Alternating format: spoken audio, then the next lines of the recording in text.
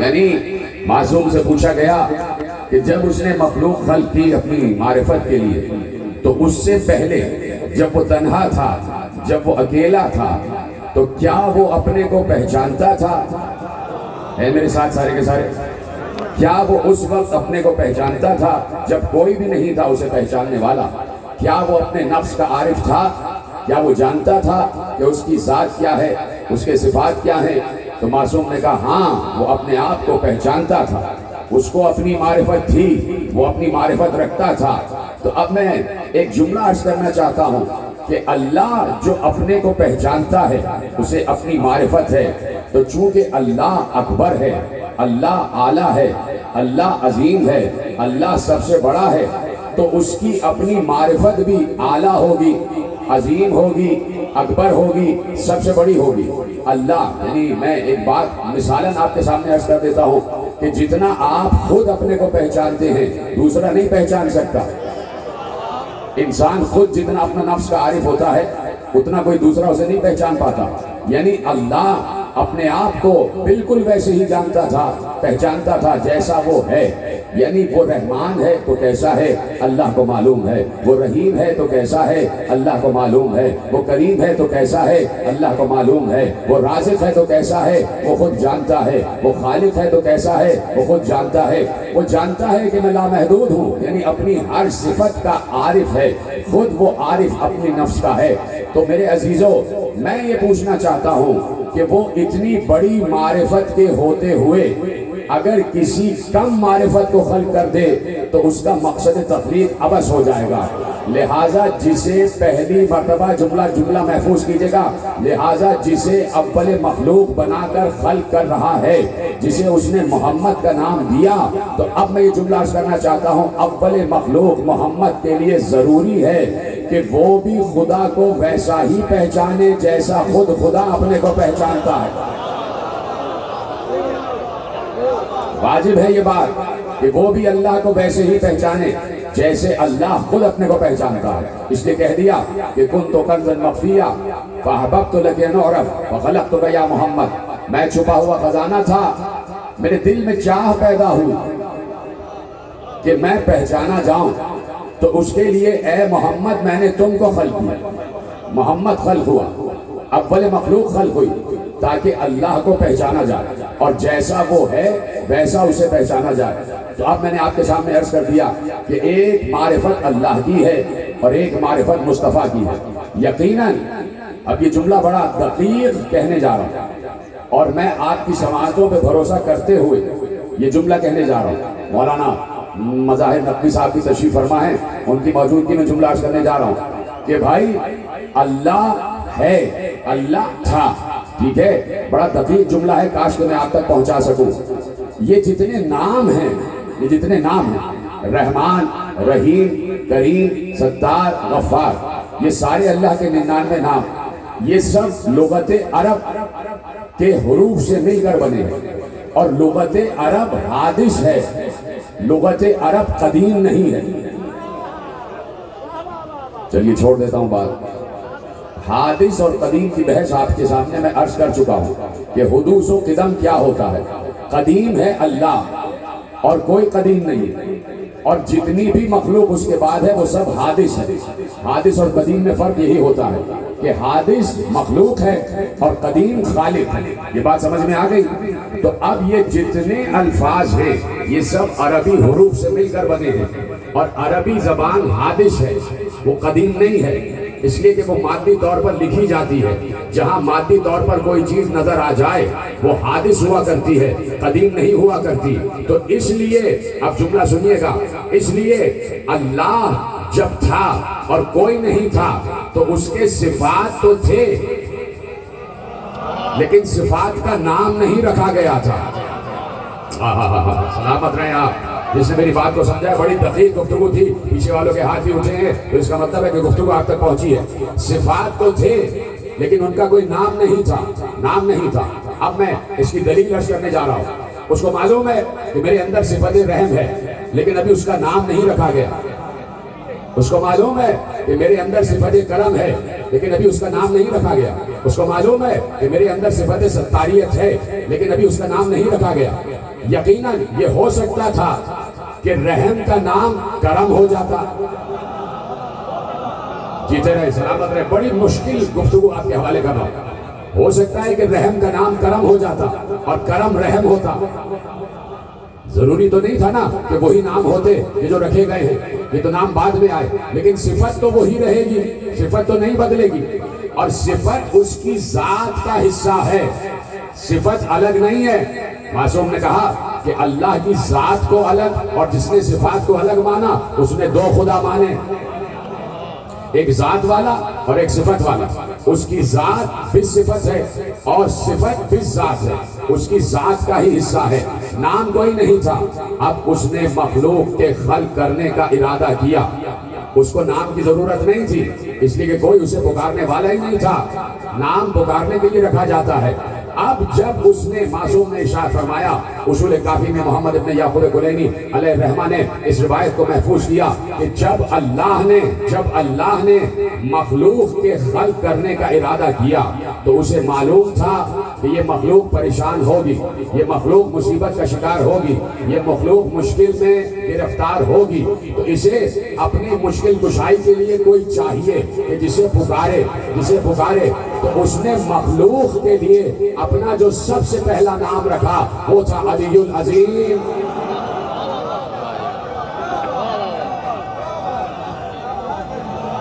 جو سب سے پہلا نام اس نے اپنے مخلوق کے لیے رکھا وہ تھا علی العظیم. علی العظیم عرض کر چکا. تو اب نام جو اس نے خود اپنا رکھا وہ تھا علی العظیم، یعنی پہلا نام. یعنی وہ چاہتا ہے کہ مخلوق اسے مشکل میں علی کہہ کر پکارے یا علی مدد کہہ کر پکارے. توجہ فرما لیا آپ نے. تو اب یہ جملے آگے بڑھے اور اول مخلوق خلق ہو گئے. فَخَلَقْتُكَ يَا محمد، اے محمد میں نے تم کو خلق کیا. جب خلق کر دیا تو اب اپنی صفات کا تعارف مصطفیٰ سے سامنے پیش ہوا. اب اپنی صفات کا تعارف مصطفیٰ کے سامنے پیش کیا. اب بتایا کہ میں خالق بھی ہوں، میں رازق بھی ہوں، میں کریم بھی ہوں. اب یہ صفات بغیر نام کے منتقل ہو رہی ہے. چلیے ہٹا دیتا ہوں معاملہ اگر آپ کو بہت مشکل لگ رہا ہے. یہ صفات بغیر نام کے منتقل ہو رہی ہے. کیسے منتقل ہوں گی ابھی مسئلہ حل ہو جائے گا. ابھی وہ بتانا چاہتا ہے کہ میں رحمان بھی ہوں، میں رحیم بھی ہوں، میں کریم بھی ہوں، میں ستار بھی ہوں، میں جبار بھی ہوں، میں غفار بھی ہوں، میں قہار بھی ہوں، میں مومن بھی ہوں، میں مہیمن بھی ہوں، میں متکبر بھی ہوں، میں ولی بھی ہوں، میں علی بھی ہوں، میں سلام بھی ہوں، میں قدوس بھی ہوں، میں سمیع بھی ہوں، میں بصیر بھی ہوں، میں لطیف بھی ہوں، میں خبیر بھی ہوں. بتانا چاہتا ہے. ابھی صفت کا نام نہیں ہے، ابھی صفت کا کوئی نام نہیں ہے. تو کیسے مصطفیٰ کو بتایا کہ میں خالق ہوں؟ سلامت رہے. کیسے مصطفیٰ کو پہچانوایا کہ میں خالق ہوں؟ کیسے مصطفیٰ کو پہچانوایا کہ میں رازق ہوں؟ ابھی تو کوئی صفت کھلی ہی نہیں ہے، ابھی تو کوئی صفت آیا ہی نہیں ہوئی ہے، لیکن چاہتا ہے کہ مصطفیٰ اسے پہچانے کہ میں خالق ہوں، میں رازق ہوں. تو ایک ہماری بھی معرفت ہے. ہم بھی اللہ کو رازق جانتے ہیں، ہم بھی اللہ کو خالق جانتے ہیں، لیکن ہم اللہ کو اس وقت رازق جانتے ہیں کہ جب ہم کسی کو رزق تقسیم ہوتا ہوا دیکھتے ہیں. جب اللہ کی طرف سے رزق آتا ہوا دیکھا تو ہم نے کہا اللہ رازق ہے. جب ہم نے کسی مخلوق کو خلق ہوتے ہوئے دیکھا تو ہم نے کہا اللہ خالق ہے. تو کیا مصطفیٰ کو بھی ایسے ہی بتایا؟ نہیں. اگر مصطفیٰ کو بھی ایسے ہی بتاتا تو ہم اور مصطفیٰ ایک جیسے ہو جاتے. پھر تو میں بھی کہتا کہ مصطفیٰ ہم جیسا اور ہم مصطفیٰ جیسے. تو اب میرے عزیزوں، مصطفیٰ کو بتانا تھا کہ میں رزق دیتا ہوں. مصطفیٰ کو یہ بتانا تھا کہ میں خلق کرتا ہوں. مصطفیٰ کو یہ بتانا تھا کہ میں رحم کرتا ہوں. مصطفیٰ کو یہ جتانا تھا کہ میں کرم کرتا ہوں. اسے اپنی تمام صفات دکھانا تھی، اسے اپنی تمام صفات بتانا تھی. اس لیے اس نے ایسے نہیں بتایا مصطفیٰ کو کہ دیکھو میں ایسے خلق کرتا ہوں، میں خالق ہوں، میں ایسے رزق دیتا ہوں، میں رازق ہوں، میں ایسے رحم کرتا ہوں، میں رحیم ہوں، میں ایسے کرم کرتا ہوں، میں کریم ہوں. نہیں، بلکہ اس نے اس نے مصطفیٰ کو رازق بنا کے بتایا کہ میں رزق ایسے دیتا ہوں. خالق بنا کے بتایا. اس نے یہ صفات مصطفیٰ میں منتقل کی. یہ صفات مصطفیٰ میں منتقل کی. صفتیں پہلے منتقل ہوئی، نام بعد میں رکھے گئے.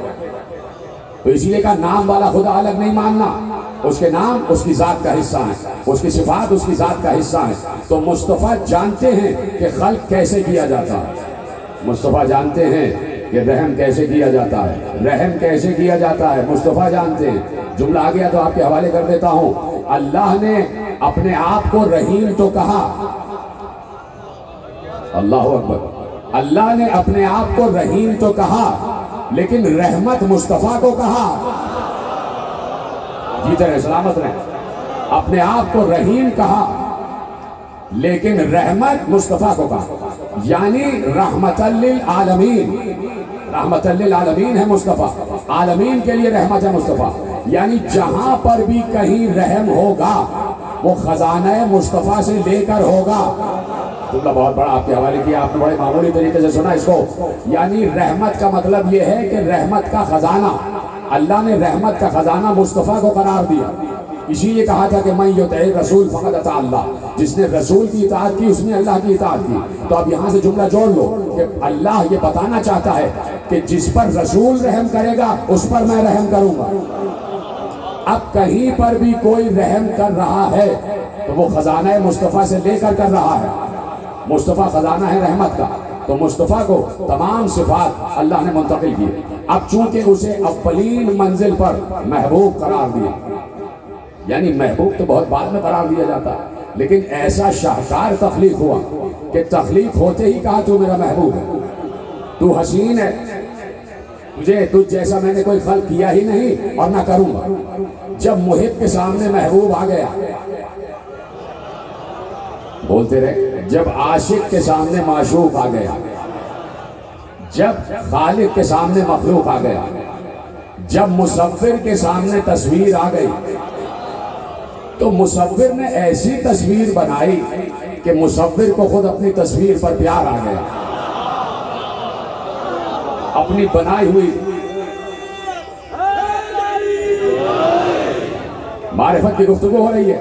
مصور کو خود اپنی تصویر پر پیار آ گیا، بنانے والے کو خود اپنے شاہکار پر پیار آ گیا، اور جب پیار آیا تو اس نے کہا تو میرا محبوب ہے، جو کچھ ہوگا تیری وجہ سے ہوگا، جو کچھ ہوگا تیرے سبب سے ہوگا، خلق کروں گا تو تیرے لیے، رزق دوں گا تو تیرے لیے، رحم کروں گا تو تیرے لیے۔ اب میں چاہتا ہوں کہ جو میرا ہے وہ تیرا ہو جائے۔ جیتے رہے سلامت رہے۔ جو میرا ہے وہ تیرا ہو جائے، میں یہ چاہتا ہوں جو میرا ہے وہ تیرا ہو جائے۔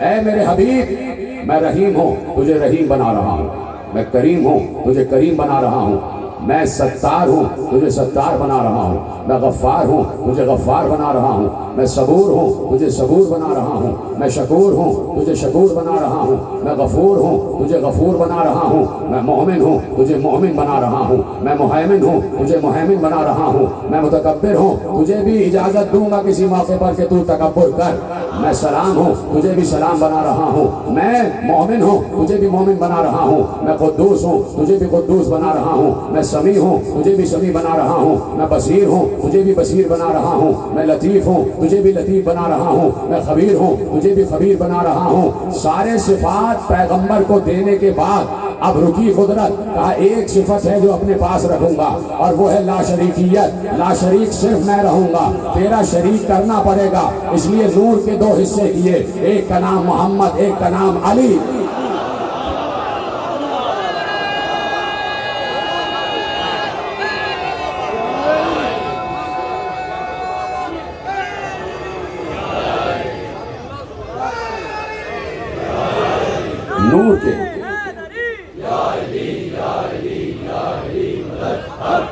نور کے دو حصے کیے، ایک کا نام، ایک جز کا نام محمد، ایک جز کا نام علی، ایک جز محمد، ایک علی۔ تو اب صفات کا اشتراک ہو گیا محمد و علی میں۔ اتنا مشکل جملہ نہیں تھا، صفات مشترک ہو گئی محمد و علی میں۔ اب جو صفت اللہ میں سوائے لا شریکیت کے، سوائے اس کی ذات کی لا شریکیت کے، وہ محمد میں، اور جو محمد میں وہ علی میں، تو صفات مشترک ہو گئے۔ اب کہانی معلوم ہوئی، ایک اللہ ہے، ایک محمد ہے، ایک علی ہے۔ اب حقیقت معلوم ہوئی کہ یہ آیت تو بعد میں اتری، لیکن یہ تین اس منصب پر ازل سے فائز ہیں. آیت بعد میں اتری لیکن یہ تین اس منصب پر ازل سے فائز ہیں. کون سی آیت؟ انما ولیکم اللہ ورسولہ والذین، تمہارا ولی اللہ ہے، رسول ہے، اور جو دوران رکوع زکات دیتا ہے علی.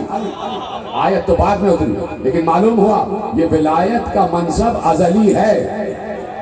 یہ ولایت کا منصب ازلی ہے. اللہ ولی قدیم ہے، اس نے ولایت قدیم محمد کو بھی منتقل کی اور علی کو بھی، سوائے ایک صفت سے. باقی ساری صفتیں اپنے پاس رکھی.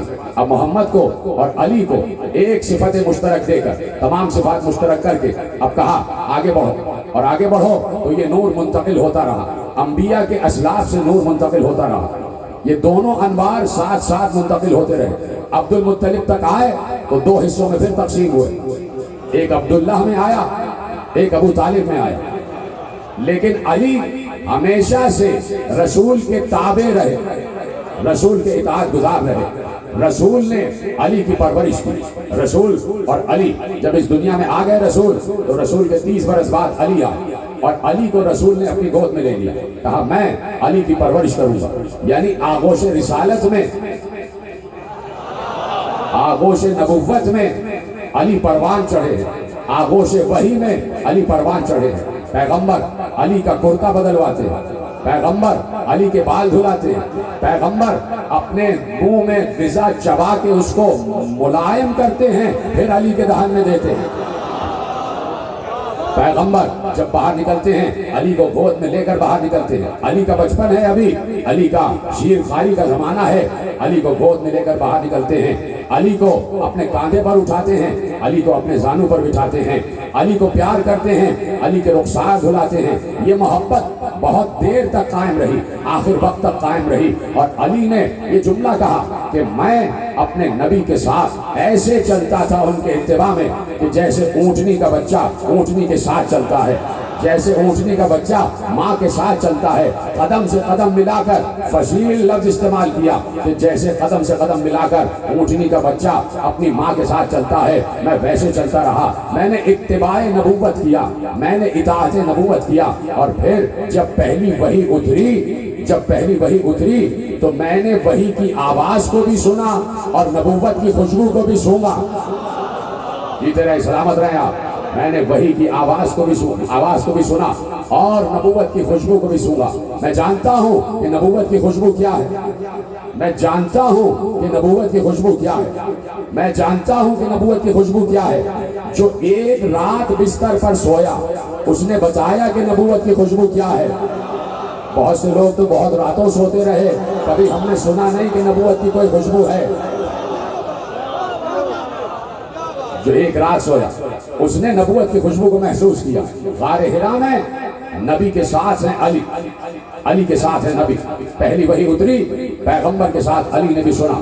اب اطاعت رسول کی منزل ہے اور اتباع رسول کی منزل ہے اور علی ہے. اور اب یہ زمانہ آگے بڑھتا جا رہا ہے. اب حفاظت رسول ہے اور اس طریقے سے حفاظت رسول ہے. کہانی نہیں بیان کر رہا، ایک سیرت ہے جو آپ کے سامنے پیش کر رہا ہوں. اس طریقے سے کہ 10 برس کا ہو گیا علی، 10 برس کے ہو گئے علی، اور اب دعوت ذوالعشیرہ آ گئی.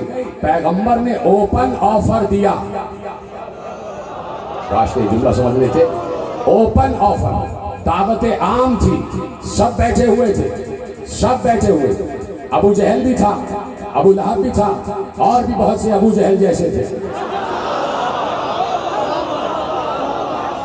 سب بیٹھے ہوئے تھے اور سب کو پیغمبر نے دعوت دی کہ میں اللہ کا بنایا ہوا نبی ہوں اور مجھے اللہ نے اس منصب نبوت و رسالت پر فائز کیا ہے. تم میں سے جو کوئی میرا اس مشن، تم میں سے جو کوئی اس مشن میں میرا ساتھ دے گا وہ میرا وصی ہوگا، میرا جانشین ہوگا اور میرے علم کا وارث ہوگا. تو سب کو اوپن آفر تھی. اس وقت جو کھڑا ہو جاتا، طرح سلامت رہے، اس وقت جو کھڑا ہو جاتا. لیکن کیا کرو کہ ایک ابو طالب کا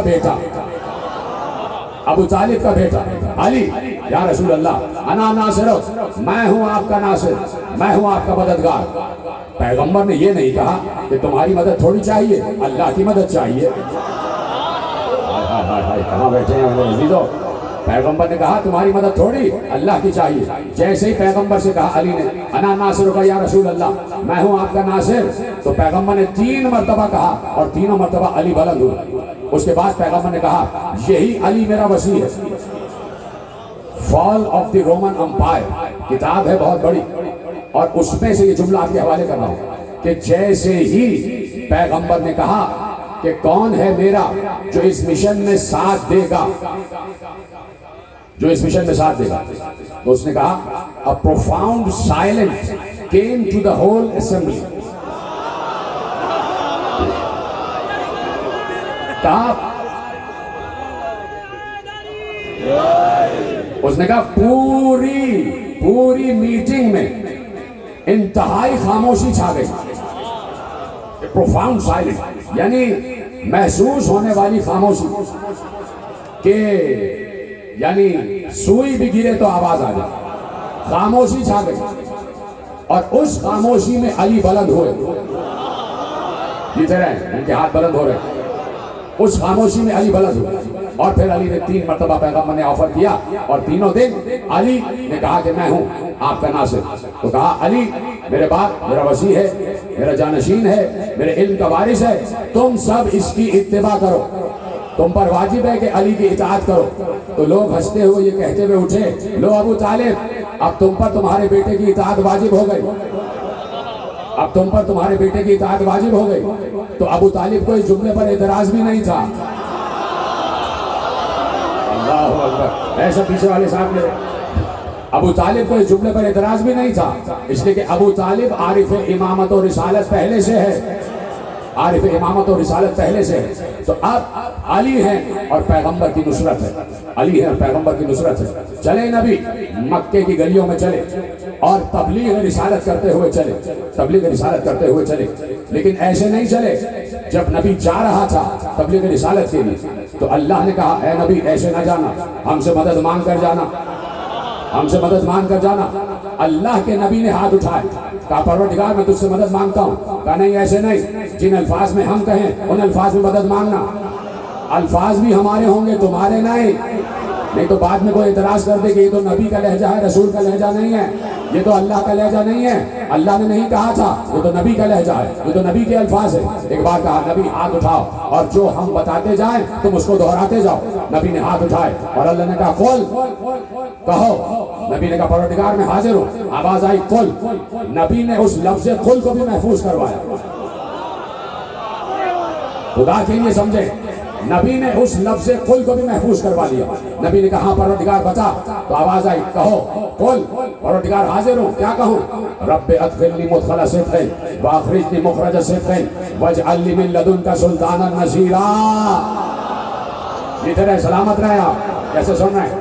کہا کہ ہم سے یہ دعا کر کے جانا کہ پروردگار میں تیرے مشن کے لیے جا رہا ہوں، میرے لیے اپنی طرف سے مددگاروں کا بادشاہ بھیج دے، مددگاروں کا بادشاہ بھیج دے۔ یہ بھی نہیں کہا کہ مدد بھیج دے، اللہ اکبر، یہ نہیں کہا کہ اپنی طرف سے میری مدد کے لیے آ جا، یہ نہیں کہا کہ یا اللہ مدد، یہ نہیں کہا کہ یا اللہ انصرنی، یا اللہ میری مدد کر، یا اللہ، اللہ ہی کے الفاظ ہیں، اب کوئی اعتراض نہیں کر سکتا، اللہ کے الفاظ ہیں، اب اس پر کوئی اعتراض نہیں کر سکتا۔ اللہ نے کہا قل رب ادخلنی مدخل صدق واخرجنی مخرج صدق واجعل لی من لدنک سلطانا نصیرا، مجھے جدھر بھی داخل کر خیر سے اور صداقت کے ساتھ داخل کر، جہاں سے بھی باہر نکال خیر و صداقت کے ساتھ باہر نکال، اور میرے لیے اپنی طرف سے مددگاروں کا سلطان بھیج، مددگاروں کا بادشاہ بھیج۔ پیغمبر نے بتا دیا کہ جب بھی مشکل پڑے تو اللہ سے مدد نہیں مددگار مانگا جاتا ہے، اللہ سے مدد نہیں مددگار مانگا جاتا ہے۔ تو اللہ نے مددگار جب بھیجا تب رسول نکلے تبلیغ رسالت کے لیے۔ 10 برس کا علی ہو گیا، اور اب رسول جاتے تھے اور جا کر واپس آتے تھے تو دیکھا کہ رسول زخمی ہو کر واپس آ رہے ہیں۔ علی نے کہا، بلکہ ابو طالب نے کہا یا علی کل سے تم اپنے بھائی کے ساتھ جانا، اپنے باپ کے کہنے پر علی رسول کے ساتھ 10 برس کا علی رسول کے ساتھ چلے.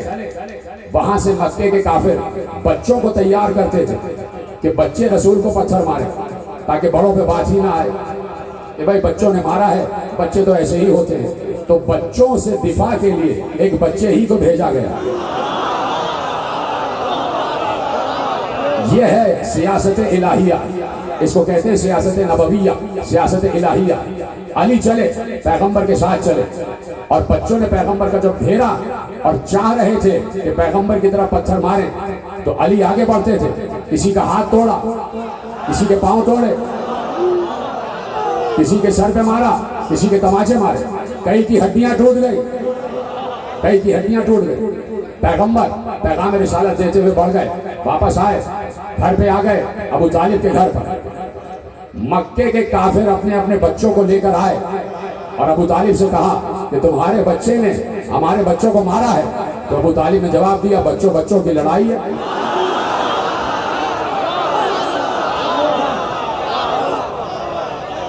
علی کا نام پڑ گیا قزیم.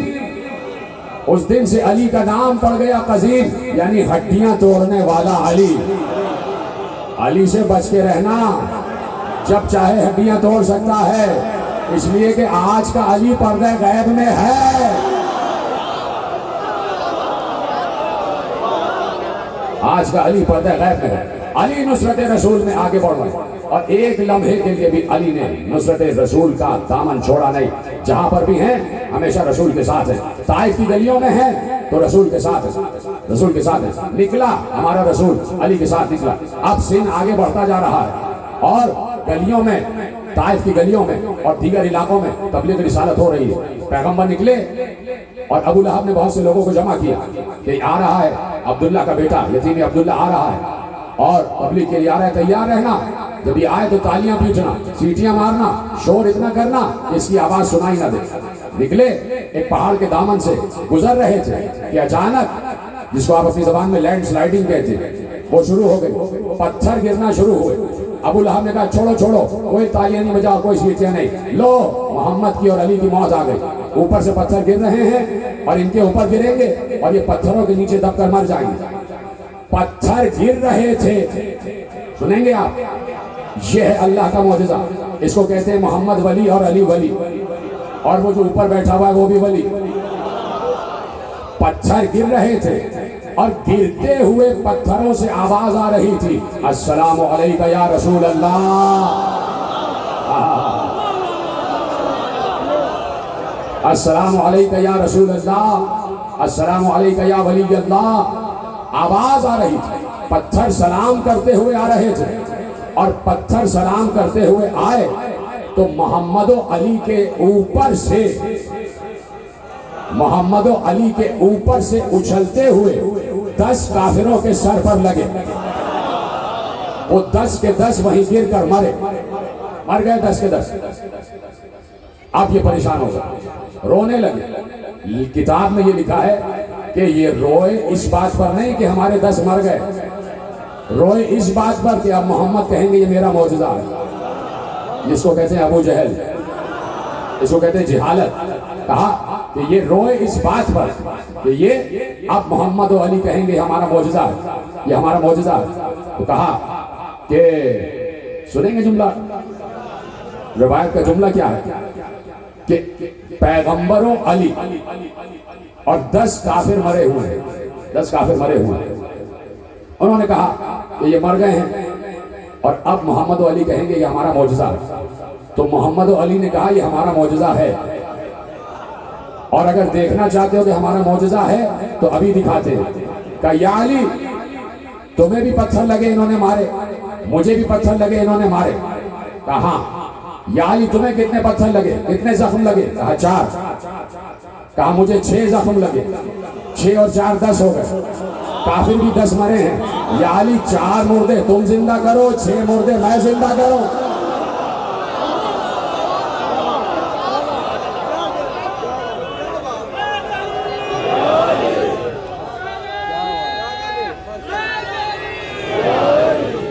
معجزات کے ساتھ تبلیغ رسالت ہو رہی ہے. اور علی قدر مشترک، صفات مشترک لیا ہوا علی پیغمبر کے ساتھ آگے بڑھ رہا ہے اور پیغمبر کے شانہ بشانہ ہے، یہاں تک کہ شب ہجرت آ گئی۔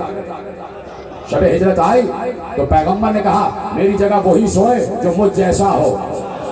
اس دن معلوم ہوا کہ ملا کی زبان پر اب تالا لگ جانا چاہیے، اگر کوئی مصطفیٰ جیسا ہے وہ سوائے علی کے کوئی اور نہیں ہے۔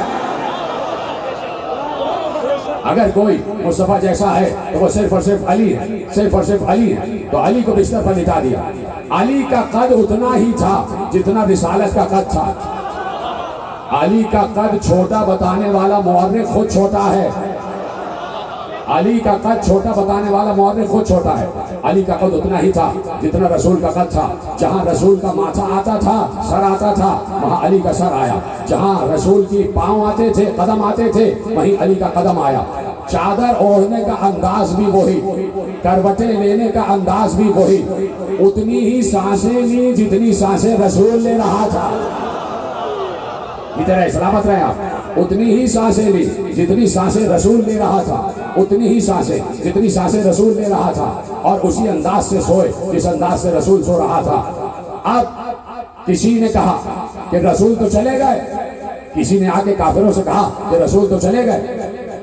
40 کافروں گردن اٹھا کے دیوار کے نیچے سے جھانک کر دیکھا اور کہا، سنیں گے کیا کہا؟ 40 کے 40 نے کہا کیا بک رہا ہے محمد چلے گئے؟ محمد نائمون، محمد تو وہ سو رہے ہیں۔ ہائے ہائے ہائے ہائے، پتہ نہیں کون ہے جو میرے ساتھ دے دے کہ محمد تو وہ سو رہے ہیں۔ یعنی 40 کافر رات بھر علی کو محمد سمجھتے رہے اور صحیح سمجھ رہے تھے۔ وہ محمد کے بستر پر محمد سو رہا تھا۔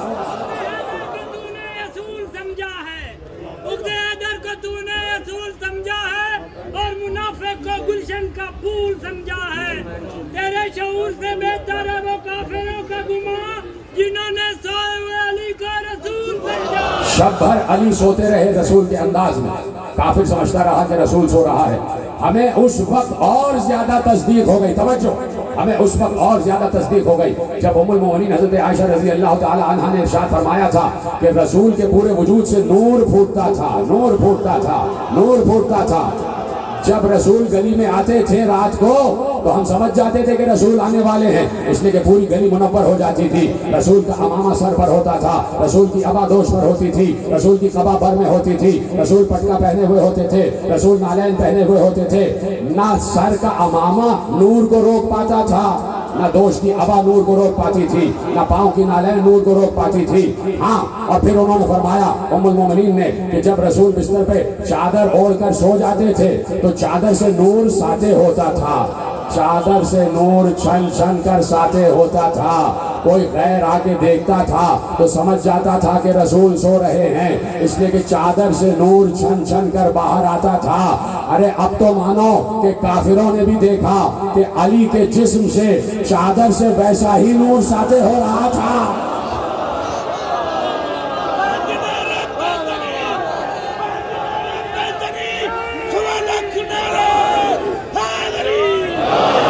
چادر سے ویسا ہی نور ساطع ہو رہا تھا جیسے جس میں رسول سے نور ساطع ہوتا رہا، اسی طرح سوتے رہے۔ اور پھر علی جب بلند ہوئے ہیں، علی جب جاگے ہیں، علی اپنی مرضی سے جاگے، مرضی سے جاگے، چادر ہٹائی، کافروں نے دیکھا کہ یہ محمد نہیں علی ہے، دیواریں پھاند کر اندر آئے اور علی سے پوچھا محمد کہاں ہے، محمد کہاں ہے؟ علی نے کہا میرے حوالے کر کے گئے تھے کیا؟ کیا سن رہے ہیں آپ؟ کہا کیا میرے حوالے کر کے گئے تھے؟ کہا سنو، ایک بار گلی کے مجاہدوں نے،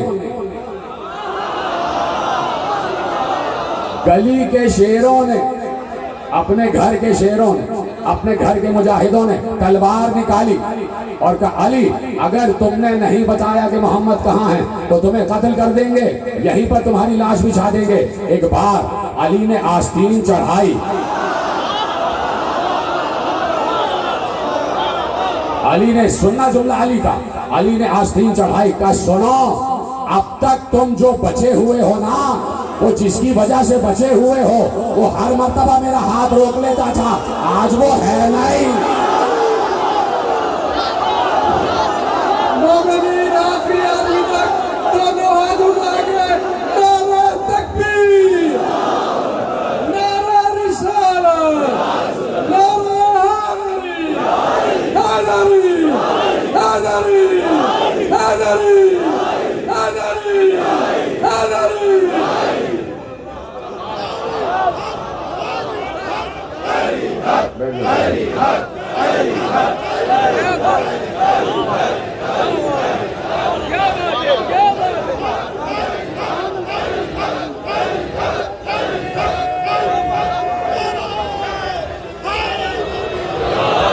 जिसकी हर एक नमाज में हैदर का नाम है, जिसकी हर एक नमाज में हैदर का नाम है, वो ज़ात का कोई भी हो उसको सलाम है।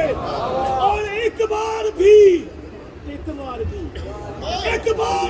अली पे जो भोंका हो उम्र में, उस शख्स की नमाज जनाजा तो जो फरमाए क्या नाम है बेटे आपको? तलहा। ये तलहा साहब हैं और ये मेरे पास आए हुए हैं और तकरीरें सुन रहे हैं मुसलसल, और हमारे खतीब अहले सुन्नत भी सामने तशरीफ फरमा है। तो ये चाहते हैं कि कलमे में एक जुमले का और इजाफा कर लेंगे।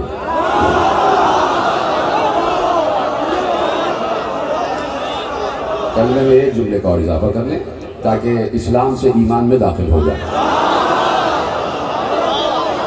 सब हमारे काबिल एहतराम शख्सियतें हैं, सारे मज़ाहिब काबिल एहतराम हैं, लेकिन ये चाहते हैं कि कलमे में एक लफ्ज़ का और इजाफा हो जाए। तो मैं आपसे कहता हूँ खड़े हो जाइए और मैं आपको पढ़ाता हूँ, आप पढ़ते जाइए।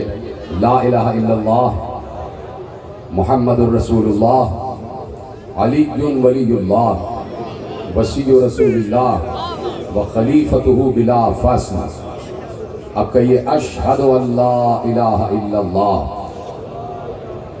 व अशहदु अन्ना मुहम्मदर रसूलुल्लाह व अशहदु अन्ना अमीरुल मुमिनीना अलीयम वलीयुल्लाह अलीयन हुज्जतुल्लाह व औलादहुल मासूमीन हुज्जतुल्लाह बर मोहम्मद व आले मोहम्मद सलावत।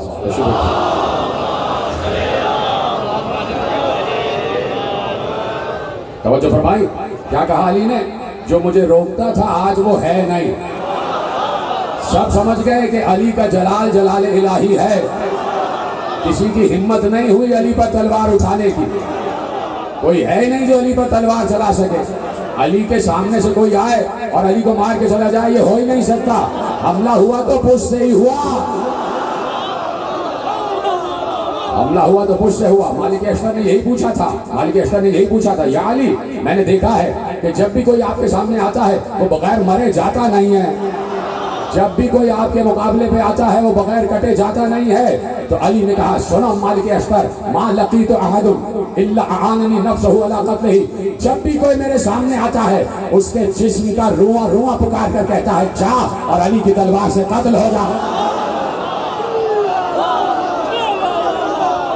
जा और अली की तलवार से कत्ल हो जा, जा और अली की तलवार से कत्ल हो जा।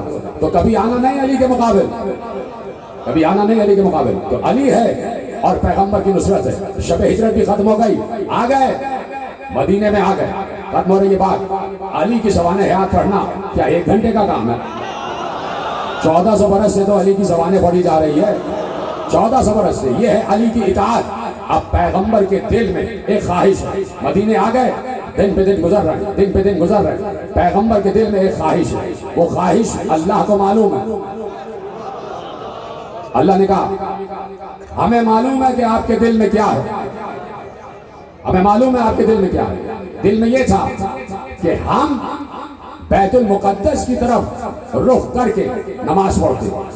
पैगंबर चाहते थे कि मेरा किबला तब्दील हो जाए। पता नहीं जुमला समझे कि नहीं। पैगंबर चाहते थे हमारा किबला तब्दील हो जाए और काबा हमारा किबला बन जाए। पैगंबर की ख्वाहिश बहुत अरसे से थी। मेरा ख्याल है जब से कोई काबे में आया है तब से ख्वाहिश कि काबा किबला बन जाए, काबा किबला बन जाए। अल्लाह ने आवाज दी कद नरा, हम जानते हैं जो आपके दिल में है, हम जानते हैं। फलनुवल्लियन्नका क़िबलतन तर्ज़ाहा, हाँ आपकी ख्वाहिश और आपकी मर्जी के मुताबिक हम जल्द ही किबला तब्दील करने वाले हैं। हाय हाय सलामत रहे आप भाई। जब अली काबे में आ गए तो किबला तब्दील हुआ। جب علی نشو و نما پا کر پرورش پا گئے اور علی شباب کے عالم میں آ گئے، قبلہ تبدیل ہو گیا. قبلے سے علی کو نسبت ہے، اس لیے کہ بیت اللہ میں علی تشریف لائے، کعبۃ اللہ میں علی تشریف لائے. یہ بات یاد رکھیے گا. اللہ نے کہا وَلَنُوَلِّيَنَّكَ قِبْلَةً تَرْضَاهَا، جو تم چاہ رہے ہو، جو تمہاری مرضی ہے، ہوگا وہی. ہم جلد ہی قبلہ تبدیل کر دیں گے. اور ایک بار حکم ہوا، پیغمبر نماز پڑھ رہے تھے، رکوع میں تھے، اللہ کی آواز آئی، شطر المسجد الحرام، اپنے رخ کو موڑو کعبے کی طرف، اپنے رخ کو موڑو کعبے کی طرف. پیغمبر رکوع میں تھے، پیغمبر رکوع میں مڑے، قبلہ تبدیل ہوا. علی نے کیا کہا تھا کہ میں پیغمبر کا ویسے متبع رہا جیسے اونٹنی کا بچہ اپنی ماں کے ساتھ رہتا ہے. پیغمبر مڑے، علی بھی مڑے. یعنی علی کی نماز یہ تھی کہ دھیان تلاوت کا اللہ کی طرف ہے اور دھیان آنکھوں کا محمد کی طرف ہے. پیغمبر مڑے، علی بھی مڑے. پیغمبر نے نماز تمام کی. سننا جملہ علی کا، پیغمبر نے نماز تمام کی. لیکن پہلے جملہ تو سن جاؤ. اللہ کیا کہہ رہا ہے؟ اللہ کہہ رہا ہے تمہاری مرضی جو ہوگی ہم وہی کریں گے. یعنی پیغمبر اللہ کے حکم کا منتظر، اللہ پیغمبر کی مرضی کا منتظر، اور پیغمبر علی کی آمد کا منتظر. پیغمبر علی کی آمد کا منتظر. وہاں علی بڑھے. اب جملہ علی کا سنیے گا. دل چاہ رہا تھا کہ پڑھتا چلا جاؤ. جملہ علی کا سنیے گا. علی نے اپنا رخ موڑ لیا، نماز ختم ہوئی. عجیب و غریب رفعت والا جملہ علی نے دیا، بڑا معرفت والا جملہ علی نے دیا. لوگوں نے پوچھا کہ رسول پر تو آیت اتری تھی، فَوَلِّ وَجْهَكَ شَطْرَ الْمَسْجِدِ الْحَرَامِ، اپنے رخ کو موڑ لیجئے مسجد حرام کی طرف. رسول پر تو آیت اتر رہی تھی، یہ تم کیوں موڑے؟ علی آپ کیوں موڑے؟ علی نے کہا میرا اصل قبلہ تو ہے ہی محمد، جہاں محمد مڑے گا وہی میں مڑوں گا.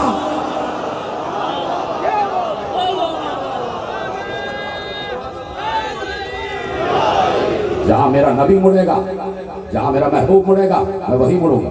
میرا اصل قبلہ محمد ہے، میرا اصل کعبہ محمد ہے. تو اب جہاں جہاں محمد وہاں علی، جہاں جہاں محمد وہاں علی. اور علی کا اتباع رسول مشہور. اس گھر میں جو کوئی بھی ہے وہ اتباع رسول کی منزل پر. ابھی بچپن ہے علی کا اور جھولے میں ہے علی. ماں نے کپڑے سے باندھا، سنی بھی بات تھی، ماں نے کپڑے سے باندھ دیا. علی نے انگڑائی لی، کپڑا پھٹ گیا. پھر ماں نے 2 کپڑوں سے باندھا. علی نے انگڑائی لی، دونوں کپڑے پھٹ گئے. پھر ماں نے 3 کپڑوں سے باندھا. علی نے انگڑائی لی، تینوں کپڑے پھٹ گئے. جب چوتھا کپڑا باندھنے آئے تو علی نے کہا یا اماں ہو اخلی اسب، اماں مجھے ہاتھ کھلے ہی چھوڑ دیجیے، مجھے عبادت کرنا ہے. سلامت رہے، مجھے عبادت کرنا. اب علی جس نے بچپن میں 4 کپڑے پھاڑ دیے اور جس نے بچپن میں کلہ اجدر چیر دیا، تو ادھر کا علی بچپن ہی سے علی ہوتا، اس گھر کا علی جھولے ہی میں علی ہوتا. چاہے وہ علی ابن ابی طالب ہو، چاہے وہ علی اصغر، بچپن ہی سے علی ہوتا. اس گھر کا ہر فرد علی ہے، ہر فرد علی. جب زین العابدین کو قید کر کے دربار شام میں لایا گیا تو یزید ملعون نے پوچھا، یہ پوری کربلا یزید کے حکم سے ہوئی ہے. ایک رپورٹر یزید کے پاس جا رہا تھا، ایک رپورٹر جاتا تھا اور رپورٹ دیتا تھا، چاہے جتنے بھی دن لگے. دیکھیے یزید کے دفاع کی بہت کوشش ہو رہی ہے. ہم یزید پہ کمپرومائز نہیں کر سکتے، یزید پہ کمپرومائز نہیں ہو. یزید قاتل حسین تھا، قاتل حسین ہے اور قاتل حسین رہے گا. لاکھ بچانے کی کوشش کریں تو آپ پہلے اس بات کا اعلان کریں کہ آپ یزیدی ہیں. اگر یزید کو بچانے کی کوشش ہو رہی ہے تو پہلے آپ اپنے گھروں پہ لکھیں ہم یزیدی ہیں. یزید کو ایک پل کی رپورٹ ہو رہی تھی. اتنی تیز قاصد جاتا تھا کہ میں آپ کو مسائل کا ایک جملہ بتاؤں کہ کربلا سے کوفہ، کوفے سے شام 32 دن کی منزلیں تھی، 32 دن کی، 32 ڈیز. لیکن قافلے کو اتنا تیز دوڑایا گیا تھا کہ 16 دن میں پہنچایا گیا. 16 دن. تو جب اتنا بھرا ہوا قافلہ 16 دن میں پہنچ سکتا ہے تو ایک گھوڑا سوار کتنے دن میں پہنچتا ہوگا؟ چند دن میں پہنچ جاتا تھا. ایک ایک پل کی رپورٹ آ رہی تھی. اور پھر یزید نے بیعت طلب کی تھی حسین بن علی سے. وہاں سے اپنا قاصد بھیجا تھا اور عتبہ بن ولید جو گورنر تھا مدینے کا، اس کے پاس وہ خط آیا تھا.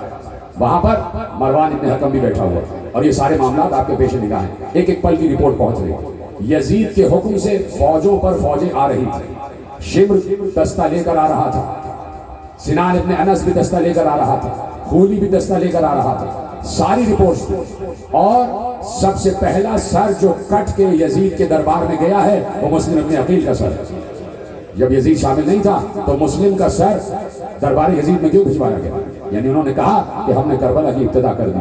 ایک ایک پل کی رپورٹ ہے اسے، ایک ایک پل کی رپورٹ. ختم ہو گئی بات. جس وقت یزید نے پوچھا دربار شام میں علی بن حسین کھڑے ہوئے ہیں، زنجیروں میں جکڑا ہوا ہے، علی زنجیروں میں جکڑا ہوا ہے. شروع ہو گئے مسائل. ایک بار یزید نے پوچھا یہ جوان کون ہے؟ کہا یہ حسین کا بیٹا علی.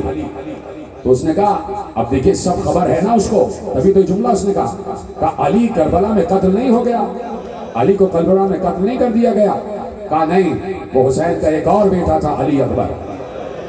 اب زین العابدین نے کہا کہ میرے بابا کو حسین کو نام علی سے اتنی محبت تھی کہ اپنے ہر بیٹے کا نام علی رکھا، اپنے ہر بیٹے کا نام علی رکھا.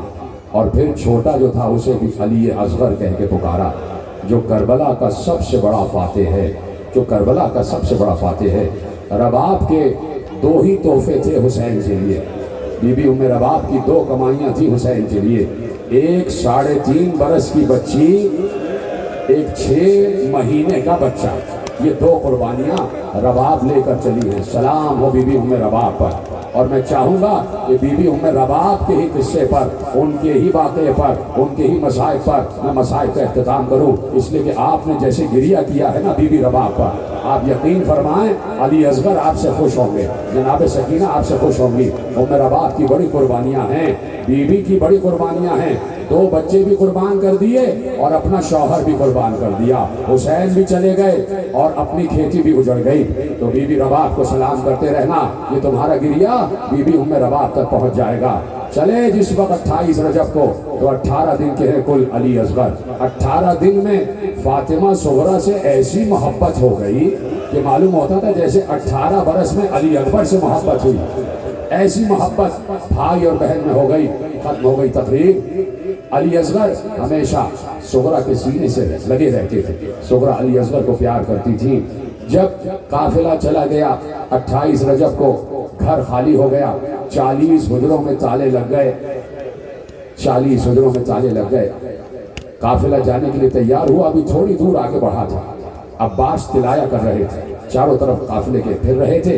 جب پشت کاروان پر آئے تو دیکھا، کچھ دیکھا.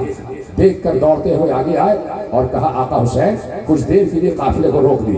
کہا کیوں؟ کہا ذرا پیچھے مڑ کے دیکھیے فاطمہ صغرا بی بی ام سلمہ کا ہاتھ پکڑے ہوئے آ رہی ہے. اور سنو کہ کیا کہہ رہی تھی؟ ہاتھ اٹھا کے کہہ رہی تھی بابا کچھ دیر کو رک جاؤ، بابا کچھ دیر رک جاؤ، محلن محلن یا ابھی، بابا میرے بابا کچھ دیر رک جاؤ. حسین نے قافلے کو رکوایا.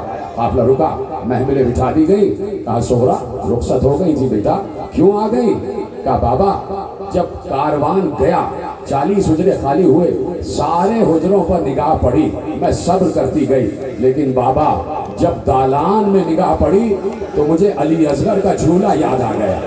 جب دالان پر نگاہ پڑی تو مجھے علی اصغر کا جھولا یاد آ گیا. بابا آخری بار علی اصغر کو گود میں لینا چاہتی ہوں. بابا کیا ایسا ہو سکتا ہے کہ علی اصغر کو آخری بار گود میں لے لوں؟ بی بی ام رباب کی اماری کو بٹھایا گیا. عماری کے چاروں طرف قناتیں لگائی گئیں، عماری کا پردہ ہٹا، صغرا آگے بڑھی، حسین نے رباب سے اصغر کو لیا، صغرا کی گود میں دیا۔ تصور کرنا تم میں سے بہت سے گھر ایسے ہوں گے کہ جن کے گھروں میں چھوٹے چھوٹے بچے ہوں گے، اور جن کے یہاں نہیں ہیں، جنہوں نے مجھ سے دعا کے لیے کہا ہے آج جھولا کو پکڑ کے جھولے کو ہاتھ لگا کر بی بی ام رباب سے مانگنا، میں دعویٰ کرتا ہوں کہ تمہاری گودیاں بھر جائیں گی، تمہاری جھولیاں بھر جائیں گی۔ جن کے پاس اولاد نہیں ہے علی اصغر کے صدقے سے اولاد عطا ہو جائے، کہا بابا آخری بار دے دو۔ صغرا نے علی اصغر کو لیا، ہمک کر بچہ بہن کی گود میں آ گیا، خود ہمک کر آیا، صغرا کے سینے سے لگ گیا۔ کبھی صغرا کے چہرے کو دیکھتا ہے، کبھی صغرا کے سینے سے نپٹ جاتا ہے۔ صغرا نے ننھے ننھے رخسار پر پیار کیا، علی اصغر کے کانوں کو پیار کیا، علی اصغر کے گھمریالے بالوں کو پیار کیا، علی اصغر کے چھوٹے چھوٹے ہاتھوں کو چوم رہی تھی، علی اصغر کے ننھے ننھے تلووں کو چوم رہی تھی۔ بہت دیر ہو گئی تو حسین نے کہا لاؤ صغرا علی اصغر کو دو، سفر بہت طویل ہے، بہت دور جانا ہے۔ حسین آگے بڑھے تو صغرا ایک بار علی اصغر کو لے کے پیچھے ہٹی، کہا بابا چھین کر نہ لیجئے گا، علی اصغر خود چلا جائے۔ اجرکم اللہ، ماتم کرو ماتم، بابا چھین کر نہ لیجئے گا، علی اصغر خود چلا جائے تو آپ لے لیجئے گا۔ حسین نے بیٹی کا پاس خاطر کیا۔ حسین کھڑے ہو گئے اور کھڑے ہو کر کہا آجا علی اصغر، بابا بلا رہے بیٹا آ جاؤ۔ اب سنو گے میری طرف دیکھنا، لکھا یہ ہے کہ صغرا کی گود میں اصغر ہیں، ایک نظر بابا کو دیکھتے اور پھر صغرا سے لپٹ جاتے، پھر بابا کو دیکھتے پھر صغرا سے لپٹ جاتے۔ بار بار حسین بلا رہے تھے، اصغر نہیں آ رہا تھا۔ اب حسین نے ہاتھ پیچھے کیے، اس لیے کہ صغرا نے منع کیا تھا نا کہ اپنے ہاتھوں سے نہ لیجئے گا، ہاتھ پیچھے کیے، آگے بڑھے، اصغر کے کان میں کچھ کہا، اصغر کے کان میں کچھ کہا، بچہ ہمک کر حسین کی گود میں آ گیا، ہمک کر حسین کی گود میں آیا۔ حسین نے بچے کو سینے سے لگایا، رباب کی گود میں دیا، قافلہ جانے کو تیار ہوا۔ صغرا نے کہا بابا بتاتے تو جاؤ کہ اصغر سے کیا کہا تھا۔ حسین نے کہا یہی کہا تھا، اصغر اگر تم نہ گئے تو آتا ہوا تیر کون کھائے گا، امت کو کون بخشوائے گا۔ اجرکم اللہ،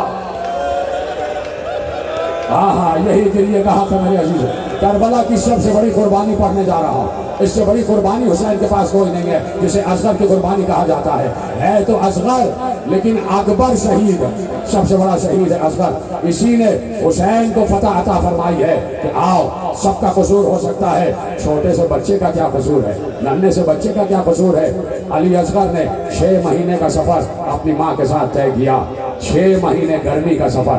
اصغر علی ہے نا، علی کی طرح برداشت کرتا ہوا۔ ختم ہو گئی گفتگو میرے عزیزوں، آ گئی قربانیوں کا دن، آ گیا قربانیاں پیش کرنے کا دن، آ گیا۔ حسین ایک ایک لاشا اٹھا کے لاتے رہے۔ کسی نے لکھا کہ جو جتنی جلدی جا رہا تھا، جتنی جلدی قربان ہو رہا تھا، اس کی پیاس اتنی ہی جلدی ختم ہو رہی تھی۔ انصار گئے، شہید ہو گئے، جا کے جام کوثر پیا۔ جو جتنی جلدی جا رہا تھا اس کی پیاس کا عرصہ اتنی ہی جلدی ختم ہو رہا تھا۔ سنیں گے جملہ، عالم نے لکھا اب سوچو اصغر کی پیاس کتنی طویل تھی کہ آخری شہید ہے علی اصغر، شہداء میں آخری شہید ہے علی اصغر۔ اور پھر حسین کی پیاس کہ حسین نے تو جنگ کی ہے اور اس کے بعد حسین کا گلا کٹا ہے، یہ ہے اصغر کی ہمت، اتنا پیاسا ہے علی اصغر۔ ختم ہو گئی گفتگو، آ گئے حسین، رخصت آخر کو آئے، آواز دی، سب کو سلام کیا، سلام کر کے میدان میں آ گیا۔ فاطمہ کا لال میدان میں آیا، آخری بار حجت تمام کی، حل من ناصر ینصرنا حل من مغیث یغیثنا۔ پروردگار کا ولی ہے حسین کہ جو کربلا میں کھڑا ہوا ہے اور کہہ رہا کوئی ہے جو میری نصرت کرے۔ کیا وقت آ گیا حسین پر، کوئی ہے جو میری نصرت کرے، کوئی ہے جو میرے استغاثے پر صدائے لبیک بلند کرے، کوئی ہے جو ہمارے حرم کو حملوں سے بچائے، کوئی ہے کہ جو میری اعانت کرے، کوئی ہے جو میرے ساتھ تعاون کرے۔ بس یہ جملے حسین نے کہے کہ راوی نے لکھا حسین کے کان میں رونے کی آواز آئی۔ बीवियों के रोने की आवाज आई, बीवियों के गिरिए की आवाज आई। हुसैन ने सब छोड़ा, एक बार खैमागाह की तरफ आए और कहा ज़ैनब ये रोने का गुल कैसा है? कहा भैया क्या बताऊं, जब तुमने नारे इस्तिगासा बुलंद किया अली असगर ने अपने को झूले से गिराया, अली असगर ने अपने को झूले से गिराया। दूसरा जुमला सुनना, ज़ैनब ने कहा सिर्फ गिरा नहीं, सिर्फ गिरा नहीं बल्कि घुटनियों चलता हुआ खेमे के दरवाजे पर आ रहा है, जैसे नुसरत को जा रहा है। हुसैन रो दिए। हुसैन ने असगर को गोद में उठाया, कहा बच्चे को प्यास लगी है, बच्चा बहुत प्यासा है। हुसैन माँ को ये नहीं बताना चाहते थे कि अली असगर शहादत के लिए जा रहा है। कहा लाओ अली असगर को दे दो, शायद किसी को रहम आ जाए, शायद कोई रहम वाला हो कि जिसे अली असगर पर रहम आ जाए। माँ से गोद में लिया, हुसैन ने असगर को गोद में लिया। गोद में लेने के बाद खैमागाह के दरवाजे पर आए। एक बार रबाब ने कहा वाली कुछ देर के लिए रुक जाइए, मेरे आका कुछ देर रुक जाइए। हुसैन रुके। रबाब ने संदूक खोला, रबाब ने संदूक खोला। एक कुर्ता फातिमा ज़ुहरा ने सिया था, वो नया कुर्ता अली असगर को पहनाया। एक सफेद चादर अली असगर के जिस्म पर डाल दी। कहा मेरे वाली बाहर धूप बहुत तेज है। क्या सुन रहे हैं मेरे अजीजों? बाहर धूप बहुत तेज है, कहीं मेरा फूल मुरझा न जाए, कहीं मेरा फूल मुरझा न जाए। उलमाए मकातिल ने लिखा कि हुसैन ने दिल में कहा रबाब ये कपड़ा नहीं डाल रही, ये असगर का कफन पहना दिया, ये असगर को कफन पहना दिया। मैं चाहता हूं तुम्हें चादर ज़हरा का वास्ता है कि अगर हाथों को जहमत ना हो तो या तो सीने पे मारना या सर पे मारना। इसलिए कि रिवायत अली असगर की शहादत की पढ़ूंगा और आखिरी जुमले बीबी उम्मे रबाब की नजर करूंगा। कहा ये कफन है। अली असगर को लेकर आ गए, अली असगर को लेकर आए। काफिर समझे, शकी समझे, हुसैन कुरान लेकर आ गए और कुरान का वास्ता देकर अमन तलब करेंगे। एक बार हुसैन आगे बढ़े, अली असगर को जरा सा पहलू में किया, अली असगर के चेहरे से चादर हटाई। कहा ये मेरा 6 महीने का बच्चा है, ये 3 दिन से प्यासा है, क्या चंद कतरे पानी के पिला सकते हो? तुम्हारी नहर में कोई कमी नहीं आ जाएगी। वहां से कोई जवाब ना आया। सुनना मुसलमानों, यही सबसे बड़ा जुल्म है कि वहां से कोई जवाब ना आया। सामने मुसलमान थे, किसी ने जवाब ना दिया। हुसैन ने कहा अच्छा तुम ये समझ रहे हो कि अली असगर के बहाने से मैं पानी पी लूंगा? हुसैन ने जलती हुई रेत पर अली असगर को रख दिया। मातम मातम। हुसैन ने मैं अपने आप पर काबू पा रहा हूँ, मेरा कलेजा फटा। यकीन मानो मुझसे अली असगर की शहादत पढ़ी नहीं जाती, मैं अपने आप पर काबू पा रहा हूँ। मैंने मौला से कुछ हिम्मत ली हुई है। अली असगर को जलती हुई रेत पर रखा। बच्चे ने एड़ियां रगड़ी, बच्चे ने एड़ियां रगड़ी। हुसैन ने फौरन असगर को दोबारा उठा लिया, असगर को दोबारा उठाया, असगर को सीने से लगाया। कहा असगर इनको यकीन नहीं आ रहा, इनको यकीन नहीं आ रहा। तुम हुज्जते खुदा के पोते हो, तुम खुद कलाम करो। अली असगर का चेहरा फौज अशकिया की तरफ किया। अली असगर को ऐसे लिया हुआ था कि चेहरा फौज अशकिया की तरफ था।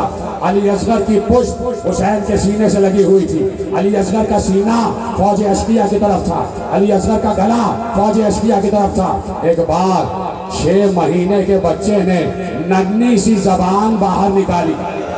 जबान ऊदी हो चुकी थी, नीली हो चुकी थी। बच्चे ने अपने होठों पर जबान को फेरा। बच्चे का जबान फेरना था कि फौज अशकिया मुंह फेर फेर कर रोने लगे। अली असगर ने रुला दिया, अली असगर ने रुला दिया, सब रोने लगे। उमर साद ने देखा इनकलाब आने वाला है, आवाज दी।